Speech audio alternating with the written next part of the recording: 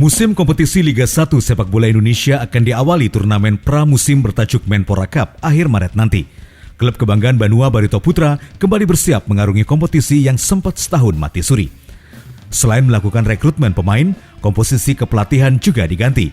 Salah satunya jabatan pelatih fisik kembali dipercayakan kepada Vitor Tinoco, pelatih fisik asing asal Brasil. Vitor terbilang pelatih yang banyak membawa perubahan penting dalam menjaga tata kelola kebugaran skuad Barito Putra. Konsep melatihnya terukur dengan ditunjang metodologi modern dan mengadu kepada sport science.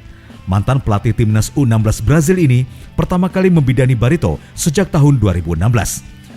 Di tahun pertamanya, Vitor sudah memperkenalkan teknik baru melatih dengan menggunakan alat GPS Sport Player yang belum pernah dilakukan pelatih fisik Barito sebelumnya.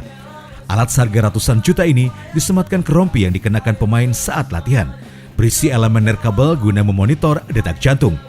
Tidak itu saja, alat ini juga menghasilkan data statistik berupa jarak lari, kecepatan lari, daya tahan pemain hingga durasi pergerakan pemain, sehingga akan ketahuan siapa pemain serius berlatih atau malas bergerak. Alat ini juga menjadi salah satu parameter pemain apakah layak untuk diturunkan dalam sebuah pertandingan. Selain teknik melatih fisik di lapangan, Vitor juga selalu mengukur kondisi pemainnya sejak mulai latihan hingga jelang pertandingan. Secara prodik, setiap pemain akan diukur lingkaran pinggang, otot paha, otot lengan, komposisi dada, hingga ketebalan kulit pemain. Dari sini Vitor akan menilai apakah program yang diterapkannya mampu dijalaninya oleh pemain. Gaya melatih modern yang diterapkan membuat pemainnya merasa nyaman meski menerima beban fisik berlebihan.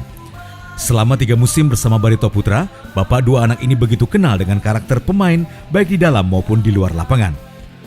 Welcome back Vitor. Salam satu hati, Laskar Antasari.